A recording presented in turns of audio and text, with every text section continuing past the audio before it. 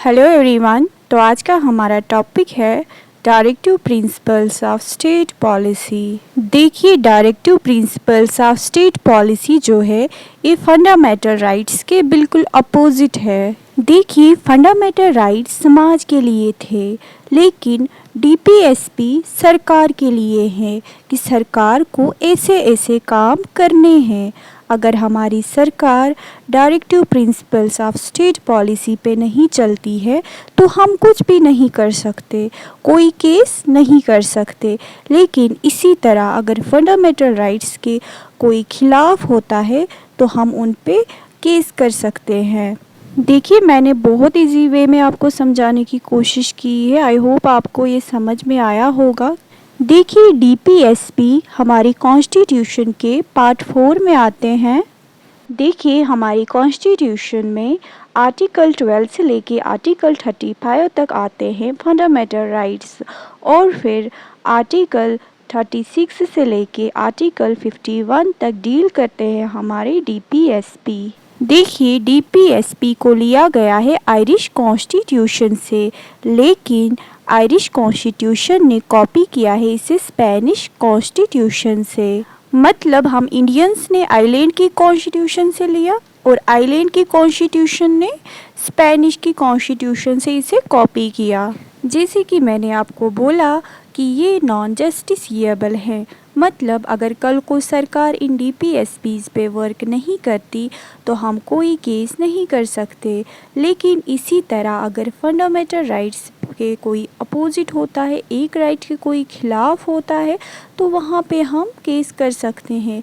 इसीलिए कहते हैं कि ये फंडामेंटल राइट्स के बिल्कुल अपोजिट है, और जो फंडामेंटल राइट्स हैं वो जस्टिसिएबल है और डीपीएसपीज नॉन जस्टिसिएबल है। देखिए, directive principles of state policy को 3 पार्ट्स में कैटेगराइज किया गया था। 3 पार्ट्स में 3 हिस्सों में डिवाइड किया गया था। सोशलिस्टिक प्रिंसिपल्स में, गांधीयन प्रिंसिपल्स में और लिबरल प्रिंसिपल्स में इन डीपीएसपीज को डिवाइड किया गया है, कैटेगराइज किया गया है। देखिए, सोशलिस्टिक प्रिंसिपल्स में आर्टिकल 38, आर्टिकल 39, 39A, 41, 42, 43, 43A, 47 ये आर्टिकल सोशलिस्टिक प्रिंसिपल्स में डील करते हैं। नेक्स्ट है गांधीयन प्रिंसिपल्स। गांधीयन प्रिंसिपल्स में आर्टिकल 40, 43, 43B, 46, 47, 48 ये सब आर्टिकल्स गांधीयन प्रिंसिपल्स में डील करते हैं। नेक्स्ट है liberal intellectual principles.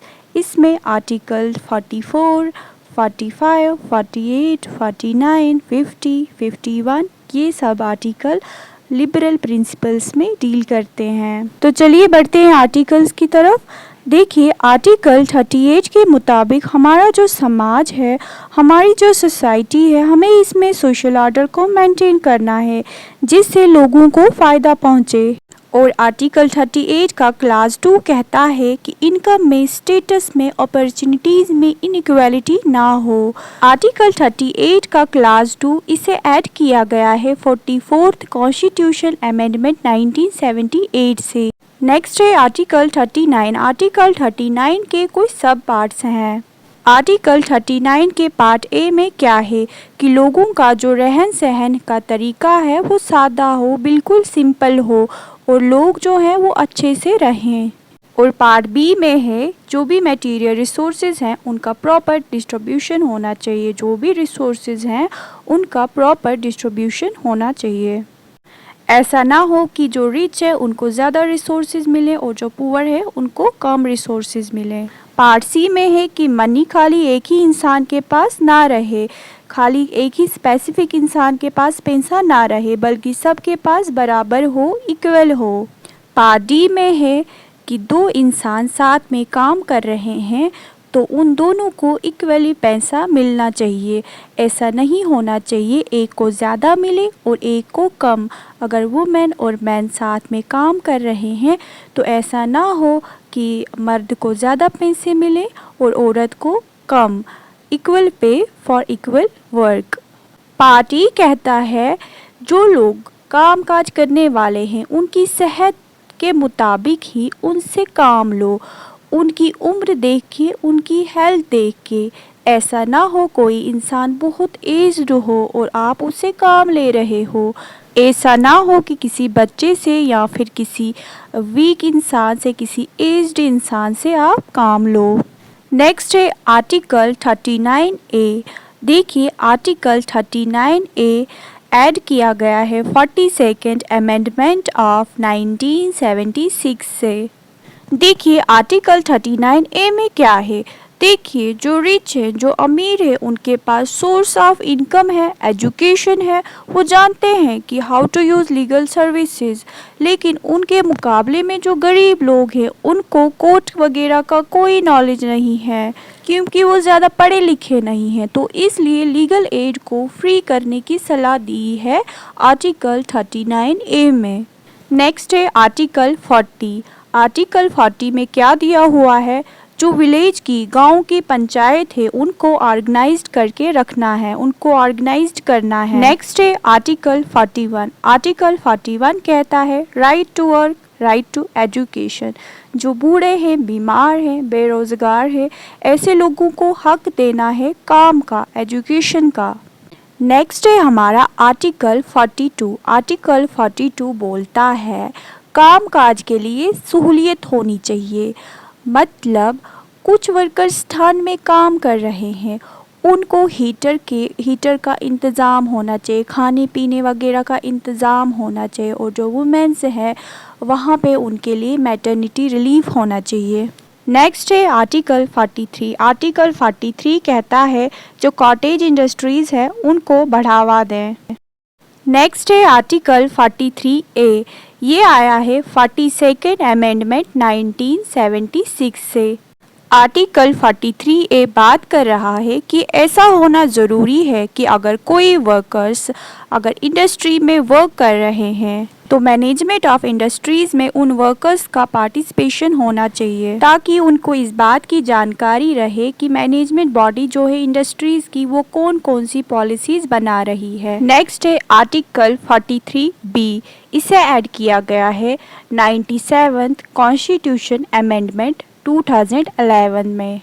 Article 43B बात करता है जो कोऑपरेटिव सोसाइटीज़ है उन्हें बढ़ावा दो। नेक्स्ट है आर्टिकल 44। आर्टिकल 44 कहता है सब लोग इक्वल हैं, कोई छोटा या बड़ा नहीं है, सबके लिए बराबर के रूल्स एंड रेगुलेशंस हैं। नेक्स्ट है आर्टिकल 45। आर्टिकल 45 बात कर रहा है कि 14 साल तक के बच्चों को फ्री की एजुकेशन प्रोवाइड करे, फ्री की एजुकेशन देनी है। ये ऐड हुआ है 86 कॉन्स्टिट्यूशन अमेंडमेंट 2002 में। आर्टिकल 46 बात करता है जो भी कमज़ोर तबका है हमारे समाज का, हमारी सोसाइटी का, उनकी एजुकेशन को बढ़ावा दे और इकोनॉमिक इंटरेस्ट को भी बढ़ावा दे। आर्टिकल 47 कहता है स्मोकिंग को, ड्रग्स को और शराब को, इन सब चीज़ों को बंद करो जो भी सेहत के लिए ख़राब हैं। इन सारी चीज़ों को पूरी तरह से अवॉइड करो। नेक्स्ट है आर्टिकल 48। आर्टिकल 48 कहता है कि जानवरों की जो चमड़ी है उसे काटना बंद करे और एनिमल हस्बेंड्री को प्रमोट करे, उसे बढ़ावा दें। नेक्स्ट है आर्टिकल 48A। इसे ऐड किया गया है 42nd अमेंडमेंट 1970 में। तो आर्टिकल 48 में क्या दिया हुआ है कि अपनी एनवायरनमेंट को प्रोटेक्ट करके रखना है। नेक्स्ट है आर्टिकल 49। आर्टिकल 49 में क्या दिया हुआ है, हमारी जो यादगार चीज़ें हैं उनको प्रोटेक्ट करके रखना है।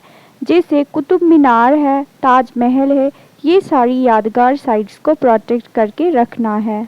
नेक्स्ट है आर्टिकल 50। आर्टिकल 50 में क्या है, हमारा जो जुडिशियल सिस्टम है अलग काम करेगा और जो हमारा एग्जीक्यूटिव सिस्टम है वो अलग काम करेगा। नेक्स्ट है आर्टिकल 51। आर्टिकल 51 क्या कहता है कि दूसरे मुल्कों के साथ अच्छा होने को बढ़ावा दें, अच्छाई को प्रमोट करें, अच्छा रिलेशन रखना है, पीस को, अमन को बरकरार रखना है। अगर कोई झगड़ा है दूसरे मुल्क के साथ उसको ठीक करना है। तो इस वीडियो में हमने directive principles of state policy को कंप्लीट कर लिया है। मिलते हैं नेक्स्ट वीडियो में।